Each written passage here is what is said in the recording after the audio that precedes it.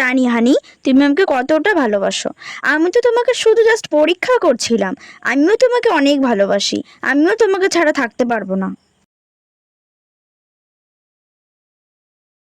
মন্ত্রী, মন্ত্রী নীলকণ্ঠ, কোথায় তুমি? এক্ষুনি তোমাকে আমার প্রয়োজন। যেখানে থাকো হাজির হও আমার সামনে। জি হুজুর, আদেশ করুন আমায়। রাজকুমার সূর্য কোথায়? তাকে খুব প্রয়োজন। আর তুমি দেখতে পাচ্ছ না, এই যে স্বয়ং বৌসভা হবে, সেখানে এই পাখিতে কি করেছে লিখে নিয়ে এসছে স্বয়ং বর সভা। এটা চলবে? এটার দিকে তুমি খেয়াল রাখবে না? এই পাখি, দেখে শুনে কাজ করতে পারিস না? এই ভুলের জন্য তোকে আর এই গাছে বাসা করতে দেবো না আমি।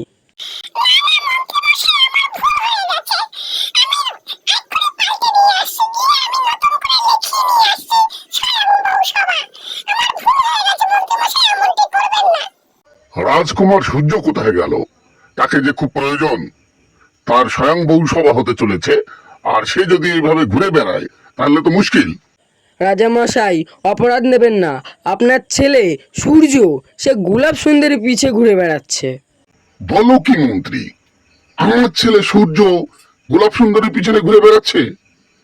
তার জন্যই তো এই স্বয়ং বৌসভার আয়োজন। আর সেই কিনা অন্য ফুলের গন্ধ শুকে বেড়াচ্ছে। এ তো ভালো কথা না। দেখো তাকে। গোলাপ, আমি তোমায় অনেক ভালোবাসি। তোমাকে ছাড়া আমি বাঁচতে পারবো না হানি। হ্যাঁ হ্যাঁ, আমি জানি জানি। তুমি তো মহলের রাজকুমার, আর আমি কোথায় বনের ফুল, সামান্য একটি ফুল। তুমি ভ্রমর হয়ে মধু খাবে আর মধু খেয়ে উড়ে চলে যাবে। আমি জানি। না না গোলাপ সুন্দরী, তুমি ভুল বুঝছো। আমি তোমাকে মন প্রাণ দিয়ে ভালোবাসি। তোমাকে ছাড়া আমি বাঁচতে পারবো না। হ্যাঁ হ্যাঁ, সেটা আমি জানি হানি, তুমি আমাকে কতটা ভালোবাসো। আমি তো তোমাকে শুধু জাস্ট পরীক্ষা করছিলাম। আমিও তোমাকে অনেক ভালোবাসি। আমিও তোমাকে ছাড়া থাকতে পারবো না। গুড মর্নিং গোলাপ, কেমন আছো? তোমাকে দেখতে চলে আসলাম। ভালো করেছেন, চলে এসছেন। আমি আপনাকে পছন্দ করি না, আপনি জানেন না? যেমন আপনি কালো, তেমনি আপনার ফুলটাও কালো। আপনি আমার পিছু পিছু ঘুরে বেড়ান আমার গন্ধ শোকার জন্য। আমি আপনাকে একদমই পছন্দ করি না। রাজকুমার সূর্য, শুনলাম তুমি গোলাপের গন্ধ শুকে বেড়াচ্ছ। ফুলের গন্ধ শুকা ফুলের কাজ, এটা আমি জানি। এজন্যই তো আমরা স্বয়ং বৌসভার আয়োজন করেছি। আর তুমি সেটি বাদ দিয়ে গোলাপের পিছনে ঘুরছো। এটা কিন্তু ভালো কথা নয়। কে ওই গোলাপ? পিতা, আমি গোলাপ সুন্দরীকে অনেক ভালোবাসি। ওকে ছাড়া আমি বাঁচতে পারবো না। আমাদের 2-3 দিনের ভালোবাসা না, একদম 9 দিনের ভালোবাসা। ঠিক আছে, স্বয়ং বৌসভাতে তোমার গোলাপকেও আসতে বলো। দেখবো আমিও তার গন্ধ শুকে। যদি সে সত্যি রূপবতী হয়, সুগন্ধি হয়, তো হবে আমার বৌমা। আপত্তি কি? আসুক সে স্বয়ং বৌসভায়। পিতা, স্বয়ং বৌসভার প্রয়োজনটা কি? আমি নিজেই স্বয়ং আমার পাত্রী খুঁজে নিয়েছি, তখন স্বয়ং বৌসভার প্রয়োজনটা কি? আচ্ছা ঠিক আছে, তুমি তর্ক করো না। তর্ক করলে কিন্তু আমি রেগে যাব, আমার রাগ হয়ে যাবে। আমি চাই না আমি আমার পুত্রের পরে রাগ করি। তুমি তোমার গোলাপকে বলবে স্বয়ং বৌসভাতে আসতে আগামীকাল। কে তুমি? তোমার তো কোনো গন্ধ নেই। কি নাম তোমার? মহারাজ, আমার নাম জবা। আমি মাঝে মায়ের পুজোয় লেগে থাকি। আমার কোনো ঘ্রাণ নেই। কে তুমি? কি নাম তোমার? আহ, খুব সুন্দর সুবাস তোমার। মহারাজ, আমার নাম কদম। আমি গাছে ফুটি, আবার গাছ থেকেই ঝরে পড়ে যাই। আমার সুবাস আছে। দেখতে তেমন সুশ্রী নয় বলে আমায় মানুষ সেভাবে গ্রহণ করে না। আচ্ছা আচ্ছা ঠিক আছে, তুমি বসো, সাইডে যাও। আর কে আছে তাকে পাঠাও। মহারাজ, আমার নাম বনফুল। আমার নির্দিষ্ট কোনো নাম নেই। এক এক জায়গার মানুষ এক এক রকম নামে আমাকে ডাকে। আমাকে দেখতে অনেকটাই সুন্দর। আমার তেমন কোনো সুঘ্রাণ নেই। আচ্ছা মা, ঠিক আছে, তুমি পাশে বসো। এরপর কে আছে পাঠাও তাকে। বাহ, চমৎকার, সুন্দর ঘ্রাণ, যেমন দেখতে।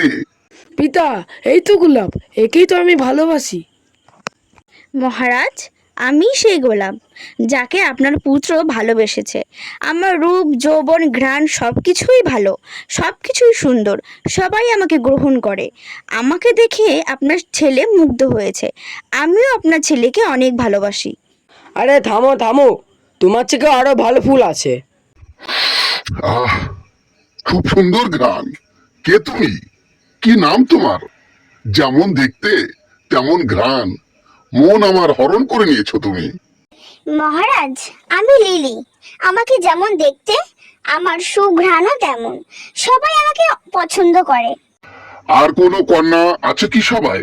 যদি না এসে থাকে তাহলে সভা এখানে মুলতবি করব এবং বিচার করে খানিকক্ষণের মধ্যেই জানিয়ে দেব আজকে বিজয়ী কে হয়েছে, কে নির্বাচিত হয়েছে, কোন কন্যা নির্বাচিত হয়েছে সেটি জানিয়ে দেওয়া হবে খানিকক্ষণের মধ্যে।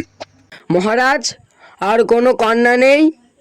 এই লিলি উপযুক্ত কন্যা। মন্ত্রী, কোনটা ভালো কোনটা খারাপ সেটা পিতা বিচার করবেন। যেটা আমার তরফ থেকে ভালো সেটা আমি পিতাকে বলেই দিয়েছি। দেখো কন্যারা, তোমরা সকলেই ভালো, রূপে গুণে গন্ধে সবাই যে যার জায়গায় দাঁড়িয়ে আছো। তবে আজকের এই স্বয়ংবৌ সভায় যে বিজয়িনী হয়েছে সে হচ্ছে লিলি। লিলির যেমন ঘ্রাণ তেমনি রূপ। পিতা, এ আপনার কি বিচার? আমি তো গোলাপকে ভালোবাসি, আমি লিলিকে বিয়ে করতে পারবো না। দরকার হলে আপনি লিলিকে বিয়ে করে নিন। রাজকুমার, তুমি কিন্তু তোমার সীমানা ছাড়িয়ে যাচ্ছ। তুমি এখনো পর্যন্ত এত বড় হওনি যে কোন ফুলের কি গন্ধ সেটা বুঝে বিচার করবে ভালো মন্দ। মহারাজ, মহারাজ, আপনারা নিজেদের মতো ঝামেলা করবেন না। ওই সব কিছু মনে রয়েছে মন্ত্রী। ও গোলাপকে ভালোবাসে, তাই ও গোলাপকে ছিনিয়ে নেওয়ার জন্য লিলির গায়ে ডিউ স্প্রে করেছে, যাতে আপনার কাছে সবার থেকে বেশি ভালো লাগে লিলিকে। এই ষড়যন্ত্র পাকিয়েছে ওই শয়তান বজ্জাত মন্ত্রী। মন্ত্রী, এবার কিন্তু তোমার কপালে শনি জুটবে। এ কে আছিস? মন্ত্রীকে ধরে কারাগারে পড়, আর ওই লিলিকে ধরে ওর ঝাঁটি ছেটে দিয়ে ওকে গন্ধ জলে ডুবিয়ে তারপরে ওকে ছেড়ে দে।